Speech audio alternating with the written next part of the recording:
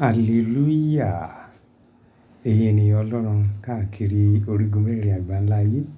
Mo kí wa ní orúkọ Jésù. Lórúkọ Jésù Kristi olùgbàlà yóò dára fún wa. Ẹ ṣé púpọ̀ tẹ̀ ń gbọ́ wa tí ẹ sì ń wò wá. Mo máa fẹ́ tún sọ nǹkan kan fún wa nípa ìdarí ẹ̀mí mímọ́. Ọmọ ta ní yẹn, obìnrin ni àbí ọkùnrin. Ó mọ̀ wípé a wà ní ìta, ó sì ṣe ilẹ̀kùn mọ́. A dé, a sì kanlẹ̀kùn. Kò máa ṣílẹ̀kùn. A pè é, a sì gbọ́ pé ó ń bọ̀ wá. Kódà ó tún wò wá gan látojú fèrèsé. A sì ní lágbájá ṣó ò ní ṣílẹ̀kùn fún mi ni? Kò sì ṣí. Mo lérò wípé inú wa dùn. Àbí bẹ́ẹ̀ kọ́? Hallelujah. Ẹ jẹ́ ká gbàdúrà. Lórúkọ Jésù, lórúkọ Jésù, lórúkọ Jésù Ọlọ́run gbogbo àgbáyé, o ṣé o, a dá gbogbo ògo padà sọ́dọ̀ rẹ, gba ọpẹ́ wa. Gbogbo ẹ̀ṣẹ̀ wa dáríjì wá, yà wá sí mímọ́, kórè wá sínú owó ẹ̀jẹ̀ rẹ, fi ọ̀rọ̀ rẹ yé wa o, jẹ́ kí ó so èso rere ní ọkàn wa, kí ó sì ṣe wá yẹ fún ìfẹ́ rẹ àti ìgbó gbogbo kábọ̀ ìjọba torí tá a gbàdúrà lórúkọ ti Jésù Kristi Olúwa wa. Àmín.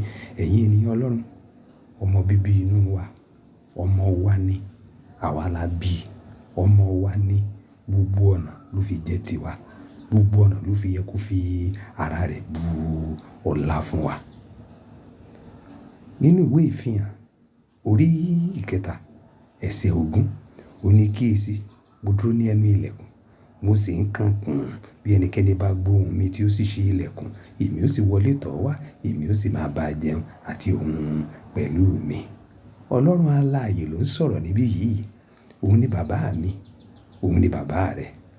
Òun ló dá ọ, òun ló dá mi. Òun náà ń retí káwa náà ó gbọ́ràn sí òun náà lẹ́nu gẹ́gẹ́ bí bàbá sí ọmọ. Ó ń retí káwa náà fi gbogbo ayé wa sí òun náà gẹ́gẹ́ bí ọmọ sí bàbá. Ó ń retí ká gbọ́ràn sí lẹ́nu ohun gbogbo tí òun bá ní ká ṣe, ká ṣe é. Ṣùgbọ́n nítorí pé Ọlọ́run ò fi ipá mú ẹnikẹ́ni láti ṣe ohunkóhun.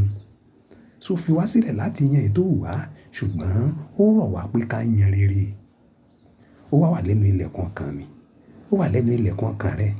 Ó ń kànkùn, ó ní ṣílẹ̀kùn sílẹ̀ fún mi. Mo fẹ́ wọlé, mo fẹ́ bá ọ ní ìbáṣepọ̀ tó dánmọ́rán lójoojúmọ́ ní gbogbo ìgbà. Torí pé èmi ni mo dá ọ, èmi lẹlẹ́dàá rẹ. Ǹjẹ́ o ṣe tán? Tó o bá tí ì ní Ọlọ́run nínú ayé rẹ, nípa jíjẹ́wọ́ Jésù Kristi gẹ́gẹ́ bí Olúwa àti olùgbàlà, nípa gbígbà, nípa sísìn pẹ̀lú ọkàn mímọ́ àti ọkàn funfun, àkókò rèé fún ọ kò tí ì ju, o sì wà láàyè, o sì ń wò mí. Gba Jésù Kristi Olúwa gbọ́, jẹ́wọ́ ẹ̀ṣẹ̀ rẹ, kó ẹ̀ṣẹ̀ sílẹ̀, sì fi gbogbo ọkàn rẹ sìn, yóò sì dára fún ọ lórúkọ Jésù.